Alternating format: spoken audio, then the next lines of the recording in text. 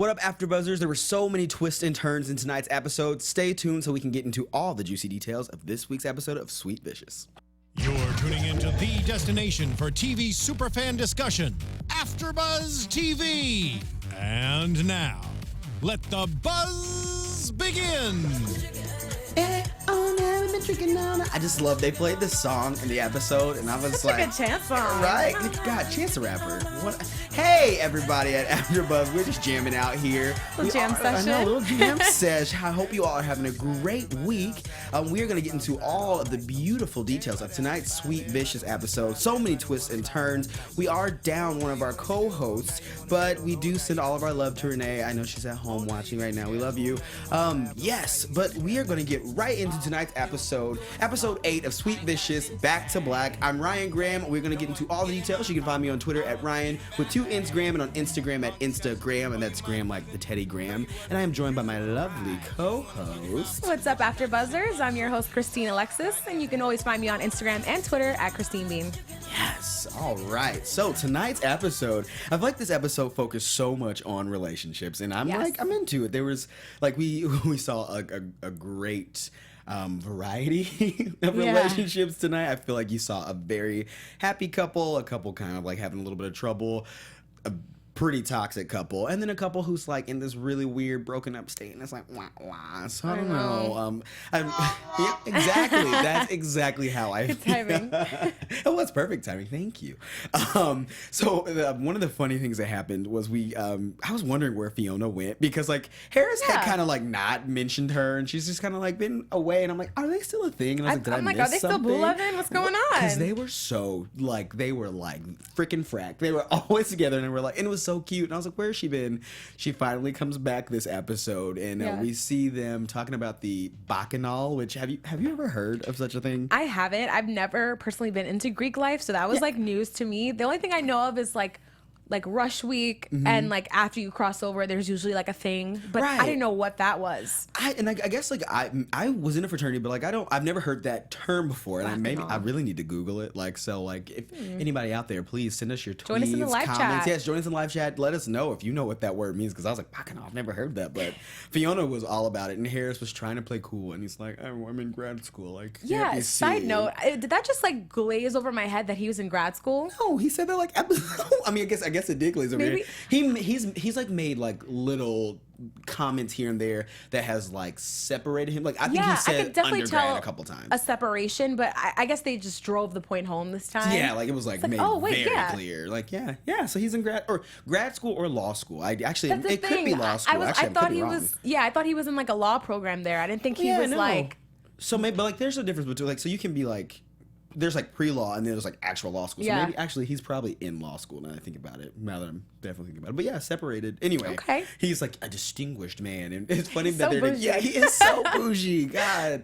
But it was funny to see them have this little exchange, and they're like, we learned that he's allergic to cats, and she's like, not all cats. And I'm like, ew. Second cheesiest line of the night. It was, yes, I know. Not all cats. And so I was like, oh gosh, but it's so funny, like, because they're just such a happy, cute couple, and like they mix in like the perfectly awkward, adorable way, and I'm here for it. Like there are moments when I'm like, all right, TMI, I don't want to know about what you're doing, but like Ophelia, how Ophelia is like, ew, I'm uncomfortable. I'm like, yes, I feel you, because like I don't want to know about it, but it's fun. I don't know. I appreciate them. Do you like them? I do too. I think it's cool that Harris has somebody. I don't want him left out. You know, he has a little main squeeze on the. I mean, well, I guess this is main squeeze. Yeah. I think it's cute for Harris and Fiona. It's just another interesting couple. I feel like this show is full of interesting couples and just pairs that you wouldn't normally expect, aside from maybe Tyler and Jules, because those two are just they're like Barbie and Ken, like you know, it's like meant to be. And then so another interesting couple is Evan and Ophelia, which when we had Jen on the show last week, she kind of was like, we knew that he was gonna come back and he wasn't random. We felt very much like, oh, that guy's just nobody, and it's cool to see him back. And then he's like really into Ophelia, like he was not gonna leave her side at this party that they went to. So they go to the bacchanal, and he's like not upper butt, that sounds inappropriate, but like he's like he's by her side, and he's like, no, I'm not leaving. And he's like, you want a party hop? And she goes, no, I'm good, because she's working on a mission. She's there to work. She's trying to be low key, but really wasn't doing that good a job. She wasn't. She totally just ditched him, like, sure, I'll be right back. hours never later. comes back. Yeah. No, I mean, like, it sucks how it all plays out because, you know, she's trying to do this dance where she's being a good friend, and then she's also trying to be a good girlfriend, and then also trying to be a BA vigilante. So it's like she's just juggling too much, and it's like something's got to give. And so it's just kind of, I felt bad for Evan because at the end of the night she kind of like leaves him. I mean, like, I get why, and we'll get to why, but I don't know. I felt bad for Evan because he seems like a genuinely good guy. I know. I did feel really bad for him, and I feel like he's just scratching the surface with Ophelia. I don't think he really understands the full scope of how like random and offbeat she can be, and you know, just her little quirks and how she is with Jules. So I think this episode he kind of learned that, even with like understanding their sidebars and giving them space, like at a party or something like that. But you know, Ophelia's new to relationships. Yeah. And even though Evan obviously is pursuing her, I feel like I said, he doesn't really understand what a relationship with her is really like. So this episode, I feel like they were kind of figuring out that. And I love that, you know, later in the episode, they're able to reconcile, even though she totally ditched him. And I thought it was like a cool moment for them as a couple, like, you know, Ophelia like meeting him halfway. And I feel like normally she'd be like standoffish, like, get over whatever. He was bothering me. He was just like too up my ass on the, you know, at the party. Like, I can't have him cramping my style. But she kind of had a moment where she humbled herself and was like, I really care about you. I effed up. I'm so sorry. And it just warmed my heart. It warms my heart too, because it's so precious to see her. You see her grow. You've seen her character just change so much, and like you see her being vulnerable not only with Jules but with this man, and it's like, oh wow, look at this! Look what a little love can do for you. That's like what her and I'm blanking, Harris were talking about. She's like, who knew relationships could be so fun? Exactly. He's like, probably because we were single and bitter. Right. So. Which is so true, because I'm always looking at couples like, oh, but like if I was in one, I would be that couple. You know that wretched holiday is coming up. Which one? I'm sorry. Valentine's Day? I don't recognize. I don't know. Her. I don't know. Yeah, I don't know her. I don't know what's Valentine's Day. I'm sorry. I don't know her. Yeah. Exactly. So I don't know. I don't celebrate. I don't condone such holidays. Okay. But yeah, it's cool to see that this couple, you know, it's you see the different stages of relationships in this episode. Yeah. And it's cool to kind of see like first fight and how like, oh, when you're young and in love and it's all fresh and new, you can just bounce back so easy and be like, you know, okay, I forgive you. And still early for them. It so is. It's good. I wonder if she's good, because I feel like if she would just open up about what she's doing, I feel like Evan doesn't seem like the type of guy who would be like, whoa, this is all fun. I feel like he'd be like, oh, cool, like, how can I help? I think he'd be down. Right? Yeah. Yeah. Either, I mean, I'm sure he'd have some sort of apprehension to the idea because he likes her and he cares about her. So he's probably like, oh, this is, you know, crazy dangerous. But I feel like his personality, he'd be down. Like, he'd be totally in on the idea. God, that's something I'm all for Ophelia just being like, hey, Evan, so just so you know, if I disappear for a couple hours, I'm probably kicking some dude's ass. Like, don't worry, it's all good. It's totally fine. My insurance covers this. Exactly. We're good. So imagine. No, speaking of kicking ass, so we see, I'll get there later. But Jules, and we see her and Tyler have kind of like a huge misunderstanding. Tyler's going through a lot with his brother, and then he's like looking for Jules. He goes to the sorority house. He checks in with Ophelia at her apartment. He's just trying to find her because that's his person. Yeah, still. He needs her. And it just sucks because it's like they're at this not together point. I don't want to say broken up. They're at this not together point. And so he goes to the Bacchanal with Harris because Harris finally is like, you know, I can be your wingman. Like, sure, I'm not going to the party because Harris needs a reason. He has to cover for himself. Too much. Yeah, right. So it sucks because they have these two moments where they see each other with another person, and then it just sucks to see how, like, my mom used to always say, believe none of what you hear and only half of what you see. Yeah. And it's like one of those things because you can totally see something happening and it can be a completely situation or a different situation. Yeah. Because she was just trying to like do her job. Jules was there to bait Brady, who is a complete tool. Oh, we'll get to Brady too. Yeah. So she was just trying to bait him to, you know, complete the mission, and then Tyler sees it and he like goes off on the deep end, and so he starts drinking and then goes flirts with another girl, and then she sees it and it's like, he's just like drama. Uber sensitive right now. At first I was like, really, like you're just gonna retaliate like that, but then when I thought about it within the context of where they are right now, he probably just like was just angry and sensitive and was like, I'm gonna get you back because you hurt my feelings. So typical guy move. And then plus, I guess alcohol probably didn't help. Like he's already emotional. I feel like Tyler's probably plus emotional. she was looking really good. I'm sure he was also really salty about that. She did look great. She did that. Did that girl. When she walked out and Harris was like, "Whoa, Jules, you look like somebody else." I'm like, she yeah. had like the Fashion Nova cross top, like not the Fashion Nova. Yes, she did.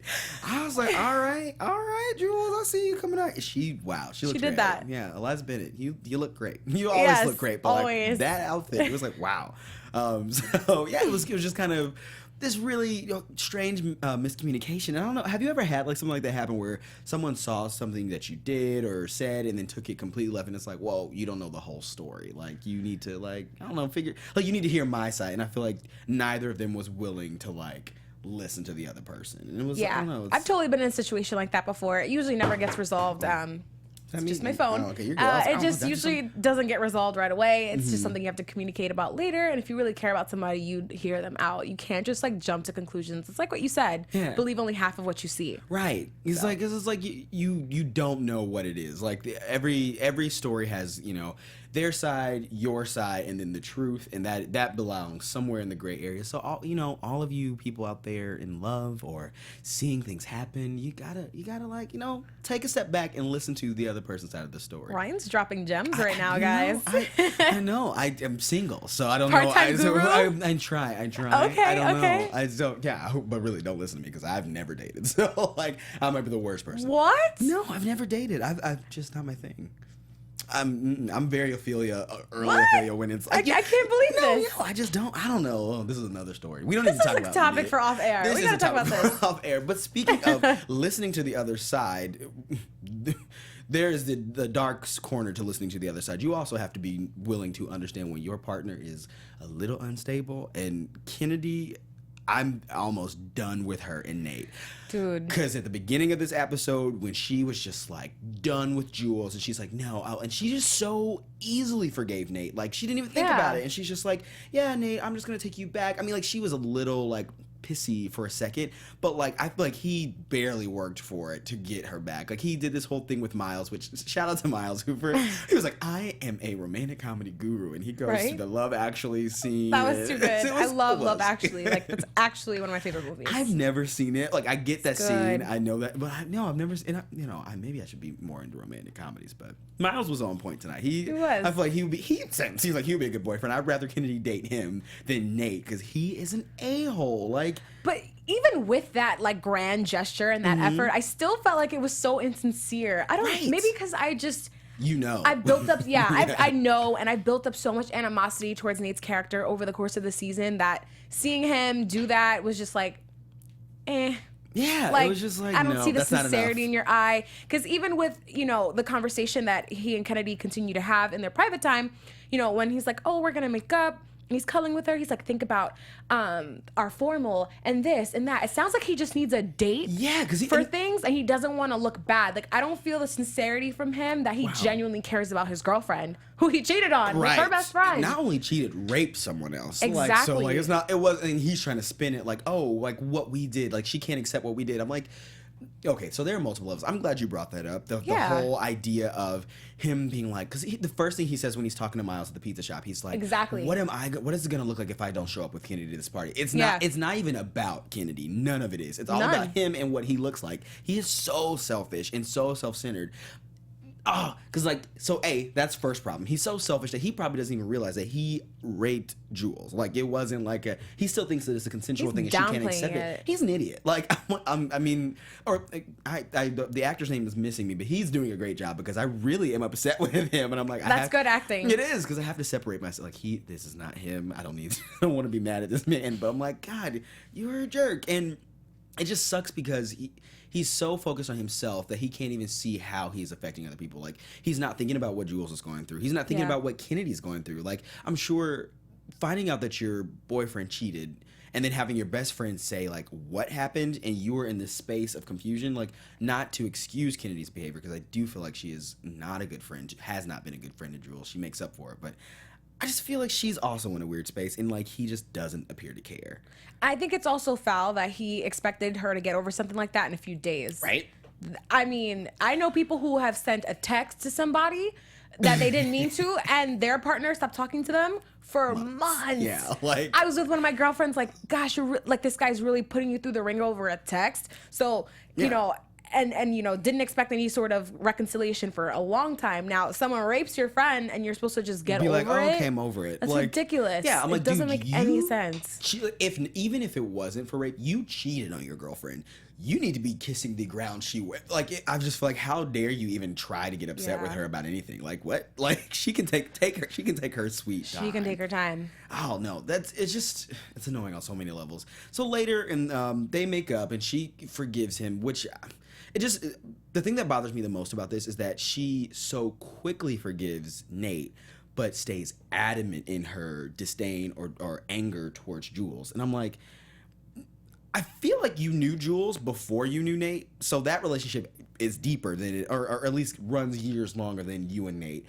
And how can you be so angry in one direction and not be just as angry at the other? Because like, it takes two people to have sex, for sure. And I mean, like, and this wasn't even that. So like, even if they did cheat, Nate is still at fault. It wasn't, she didn't like jump on him. Like, that didn't happen at all. And so it's like, what are you doing, Kennedy? Like, it's this like weird tendency that women sometimes have to just only blame the woman in the situation. I don't get it. Which to me, by default, is like ridiculous because hello, blame your man. That's what I'm saying. I mean, you could be mad at both, but don't just be mad at one and just victimize, you know, the woman in the situation, because A, especially in a situation like this, it definitely was not Jules's fault, regardless. And B, I just think that's ridiculous. You're not like being objective about what happened. You're picking someone to blame and sticking with it. And you're just throwing it all at them. And I'm like, and I agree with you in the sense that like, I cannot in my heart of hearts give Kennedy the benefit of the doubt because of how she's acted. But I give her something, because it's like, who do you turn to? You know, your best. You feel you're at odds with your best friend over what happened. Obviously, a very, very tense situation, not something you can just blow over. And then the person that you love, you're also at odds with, because it's involved in the same situation. And it doesn't seem like the sorority girls are going to offer some sort of comfort for Kennedy. Yeah. So I think by default, they probably don't even know. Honestly, they probably don't know. Are so oblivious. I feel like they are so oblivious. They don't know. Stuff. They can't really help her. If anything, they're always just like, well, I feel like they'd be quicker to bash Jules if they knew that they were on the outs because Jules been MIA and Jules this. Yeah. So I feel like they're not necessarily the best people for comfort for Kennedy, but I wish there was someone else that she could have gone to, or just within herself to figure it out. But I feel like by default, she just went back to her boyfriend. That's probably what was the easiest thing to do in that situation. And then I'm sure Nate obviously is like a smooth talker, and like he clearly has twisted what happened in not only in his own mind but in Kennedy's mind. So you're right. I get how that can get twisted in her head to where she chooses his side and sticks with it. But I agree. I don't think it's fair, because I feel like a rape allegation, nonetheless, I feel like would send all kinds of alarms in my head. And I'm like, call your mom, call your sister, like, somebody, talk to someone else about it. And then, but finally, and it's like, you know, so we see Nate and Kennedy having this moment when she's just, you know, she's out of it. She's just like trying to process everything she's going through, because she has been through a lot. Not as much as everyone else, but I'll give it to her. She's been through some stuff. And Nate is being very aggressive, and he's like trying to force himself on her. He showed himself. He did. He showed the true colors came through, and she finally was like, oh, okay. Now I see. Because she had no choice at that point. Like, he was on top of her. She said no several times, and she had to like push him off. And then he had the nerve to explode and like throw. I'm like, are you kidding me? Like, dude, I mean, who are you? He's stupid. Yeah. Like, if you're trying to play this game and get your girlfriend back and play nice, maybe not try and like force her to have sex with you when she's clearly distraught. Right. It's like call a spade a spade. Like, that's who you are. Clearly, right. You don't know. You don't understand boundaries. You don't understand what no means, and you just don't know how to read a situation. And not only that, once you are told no, you then lash out. Like, to me, I feel like if I was Kennedy, I would be very afraid on so many levels, because I'm like, okay, you just tried to force yourself on me, and then you acted out and you like threw something across the room. Like, yeah, what if he got mad? That's what I'm saying. What if so yeah, this time you threw a doll, but like, what if next time you're punching me in the face? Exactly. Like that. And it just shows you where his mindset is, because in a situation like that where someone's upset and they told you no, you're more mad that they're upsetting you because they won't let you get your way, instead of like, wow, I could have actually hurt this person. Yeah. She's feeling really scared and vulnerable right now. Let me take it down a notch. His first reaction was to just get mad. Like, I thought we were over this. Like, it's because it's still about him. Right. Like, he's not seeing the bigger picture of how everyone else is affected by his actions, or he sees that he doesn't care.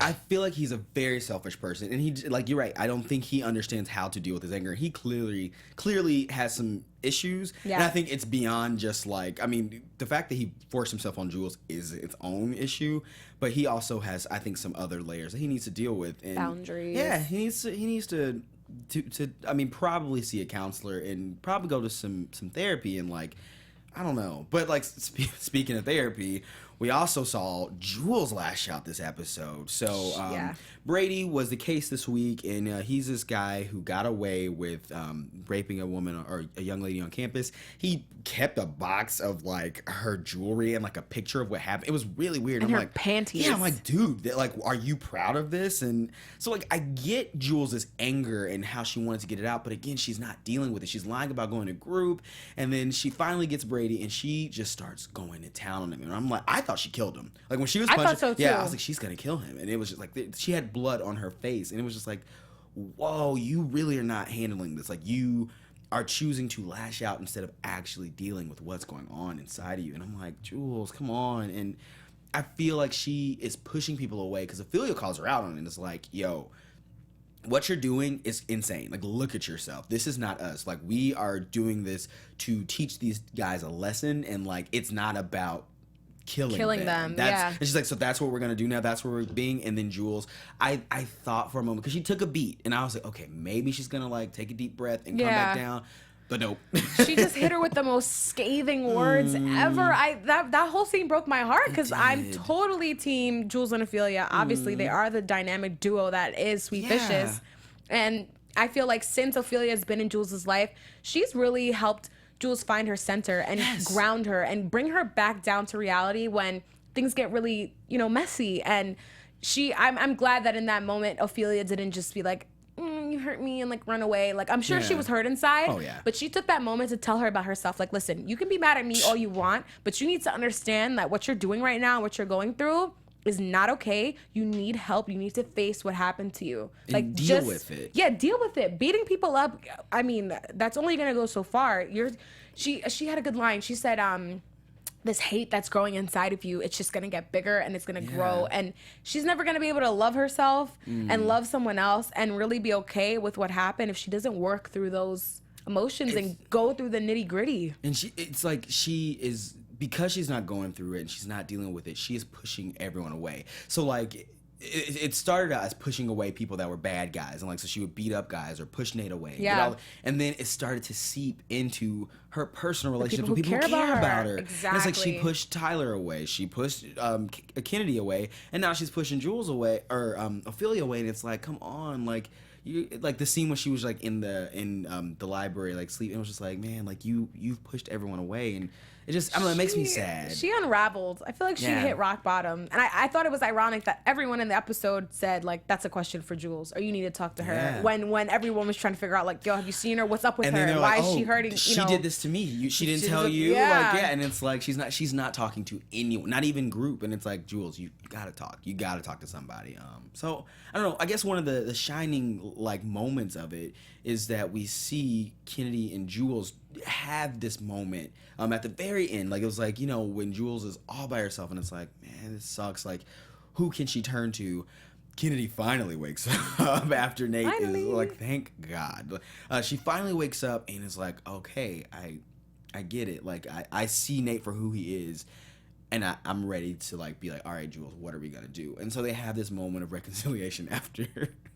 That was a tearjerker for me. I'm not gonna lie. Aside from the corny line at the very end, cheese and hot sauce in my bag. Swag. I'm like, nope. That's That's exactly how he felt watching it. Exactly what it was. It was like, oh, okay. You guys were like crying in the most intense moment, and then you drop a Beyonce line. I mean, cool. And like such a stretch for a Beyonce. Like I feel like of all of the Beyonce lines, that's where you win. I mean, she could have quoted so many songs from Lemonade of getting somebody. I mean, actually, some songs from Lemonade that are applicable. Exactly. But okay, sure. But, no, I mean, I am always here for a little Beyonce, so I guess I'll give it to you.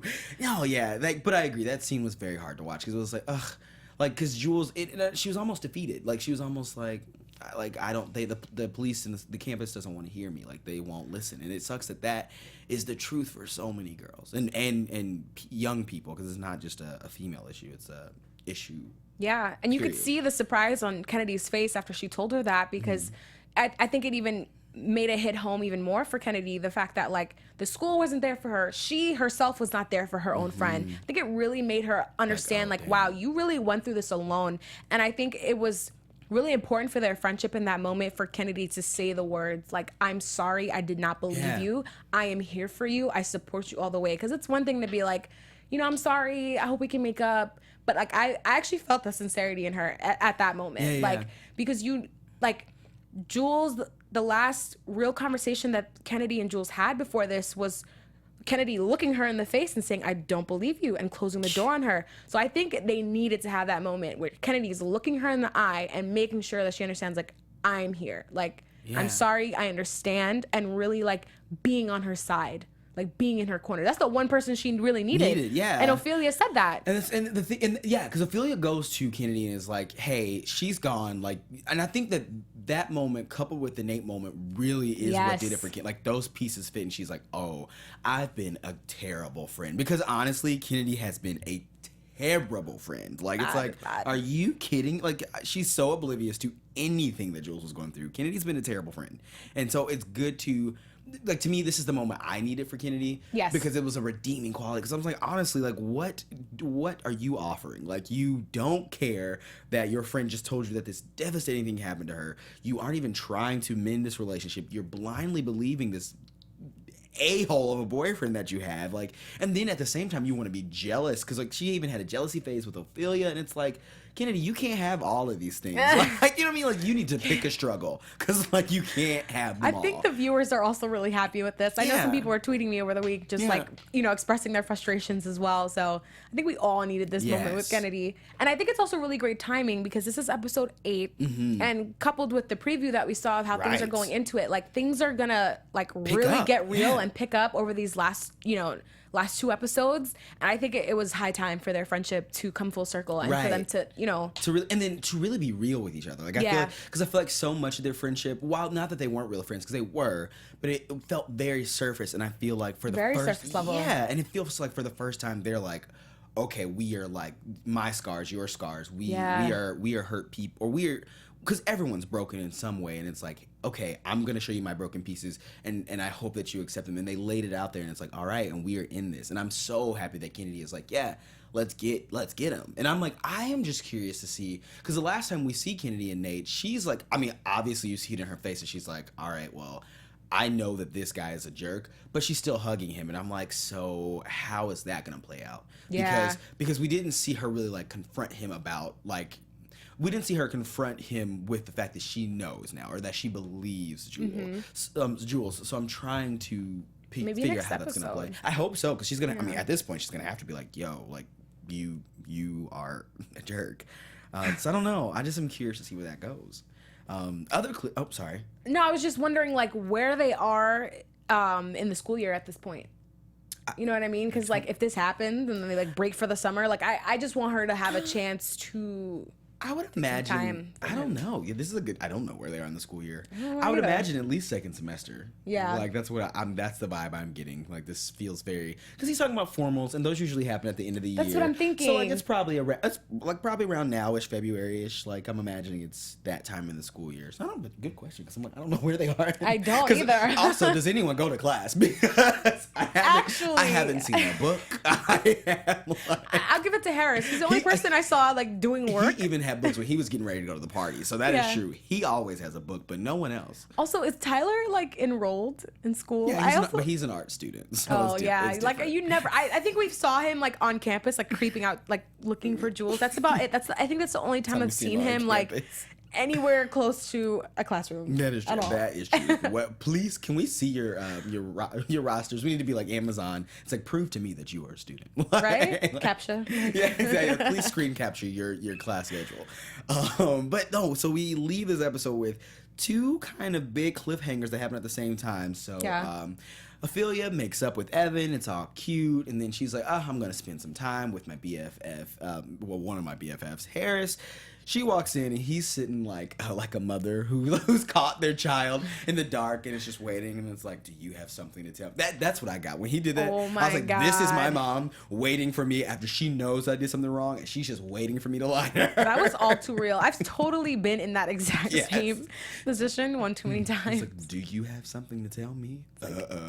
See what happened was. What happened was, like, and then she you gotta make all your stories up. But he came with the receipts. He's like, we both thought it was something else in that moment. I honestly I thought that he had captured a video of her attacking Brady, because I was like, me too. Maybe Officer Barton really had his stuff together and he was like on top of it, but he wasn't. And I'm just like, I guess. So a couple of things happened. So Ophelia's computer was wiped, and so part of me feels like she blamed Jules for that, but part of me feels like it was Harris. Because the fact that he had the projector and stuff like that, maybe he did it. I think, what came up in that scene was like she was trying to trace Jules's phone. And that's what was taken off. She took off the like tracing software from her phone. That's what it was. Okay, so then my theory is clearly wrong. But I don't know. But at any rate, he had like the screenshot or the image of the wall on a projector, and like at this point she has to fess up. It's like so plainly obvious. What could you say? Like, yeah, like I don't even have the words. Like, what do you say? I guess it goes its own levels because he was hurt by the vigilantes. So like, I guess I get that annoying him. But I feel like aside from that, I'm like, what are you really mad about? Like, he seems like a guy though who prides himself on honesty and like he's always been there for Ophelia and kept it real with her. So I think he's offended the fact that she lied to him this whole time, and he caught her in it a couple times and asked about the vigilante. She still lied to his face. Frame somebody else. Yeah, on top of that. And he's about law and justice, so he's going to be upset about that. And then the fact that, he got hurt by the vigilante. So was that her? Was that Jules? He doesn't even know. That's true. Well, I don't think he knows that they're... I mean, I guess... Or whoever because I'm trying to think if they know that there are two people. Like, I know that they know that there's a vigilante, but I don't know if they know if there are multiple. Exactly. So he probably assumes it was her. Yeah. So there's so many layers to that betrayal. His face, though. I know. He was mad. Ooh. It was scary. Ooh, that was not cool. So yeah. There's that. Yeah. I'm like, so that was a huge cliffhanger. And at the same time, we see Tyler, who this entire episode has been desperately trying to figure out his brother because he's onto it. He's been meeting with the police, and then he finally takes them to the warehouse where the actual murder happened. Yeah. And so it's like, because they're gonna get the black, like room raiders and get the black lights out. MTV crossover. Right. They get the room. That's what I hope that's what happens. The room raiders van pulls up and they're like, we're gonna see what happened in Carter. What is it? Carter's shed, and it's just like the room is aglow. Like that was. Imagine. Oh my God. That would be funny, but I know it's the police, but like, wouldn't that be funny? But yeah, so like they're about to figure out, somebody died here. And it's like, I think at that point it's going to become painstakingly obvious that there's foul play, obviously. Yeah, well, not only that, but like the fact that the vigilantes are on campus and he is known to have been accused of sexual assault, and the fact that he's missing, and we know that I think that how do you not, I don't know. I feel like Tyler's not dumb. Like you have to, okay, well, this makes sense. So I don't know, and I'm just nervous to see where this goes. Like I feel like, oh boy, stuff's about to go down. Are we leading into predictions? I think we are getting into predictions. I think it's that time. Okay, it's that time. And now your AfterBuzz TV predictions. I always think like that's a raven. I just want to like that's what I hope. I hope the camera zooms into my eye. That's what I imagine happens every time that happens. So in my head, that's what just happened. So predictions for next week's episode. Do you want me to go first or do you want to go first? I don't really have many, so I'll go first. Okay.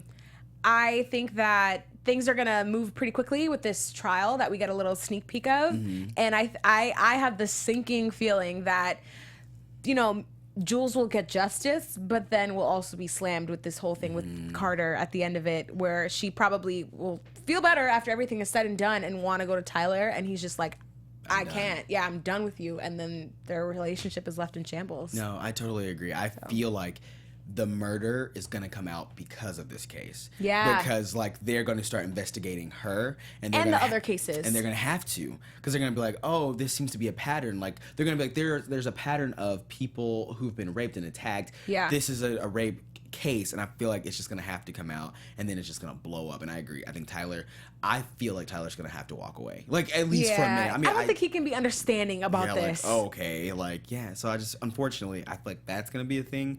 And then I also feel like Harris is going to be, so I think Harris is going to be angry, and it's going to look like he's going to, like, rat them out. And I think in court, when it all comes up, he's going to be the reason that they get away. Really? Like, I think he's going to be annoyed. He's going to be angry. He's going to, like, when they're talking to him, it's going to look like, all right, he's going to tell we're screwed. And then at the last minute, he's going to be the reason that they get off. Because he knows. He's figured it out. And I feel like his friendship and his loyalty will ultimately lie with Ophelia, and I feel like it's gonna be like this dance of like, oh well, what are we gonna do? And then like all episode long, it's gonna be like, we're gonna be like, cliffhanger. He's gonna be like, dun dun. I'm not gonna say anything. I feel like he's gonna play it really cool, and then they're gonna get away with it.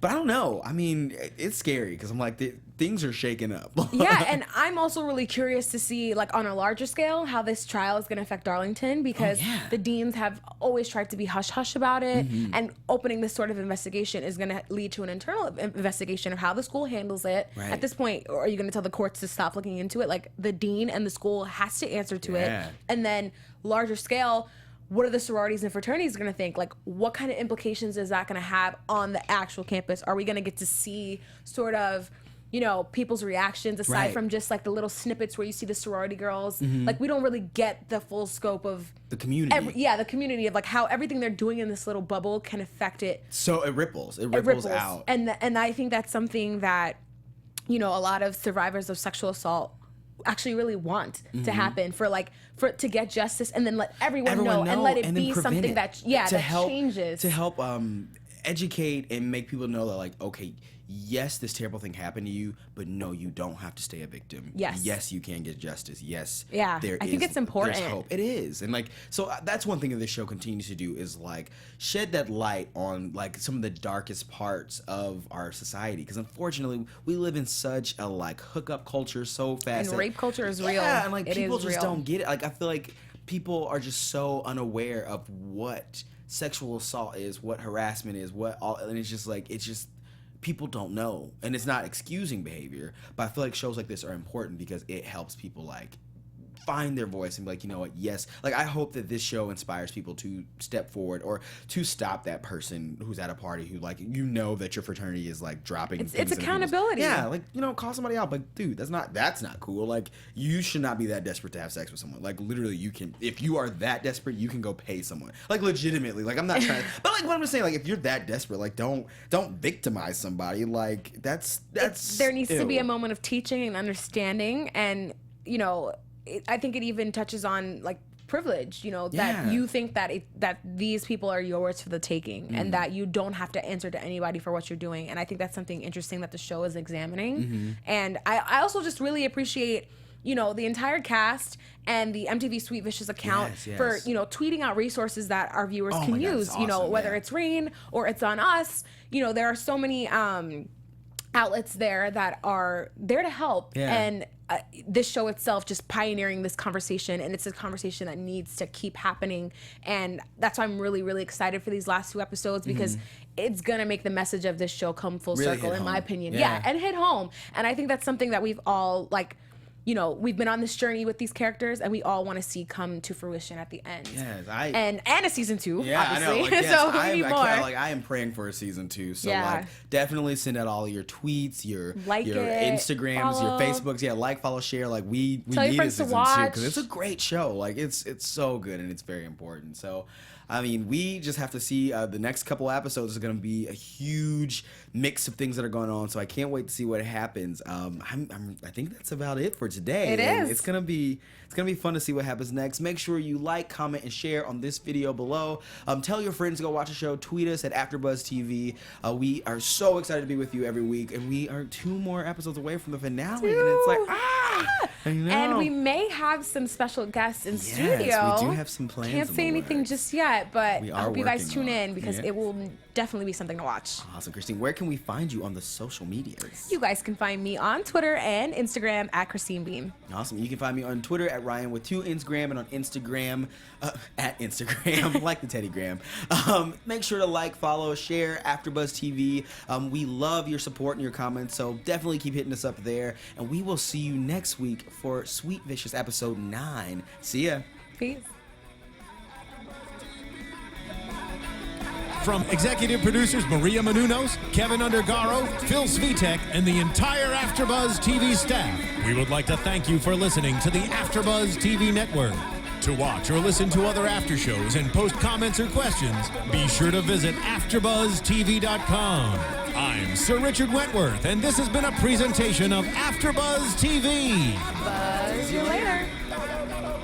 The views expressed herein are those of the hosts only and do not necessarily reflect the views of AfterBuzz TV or its owners or principals.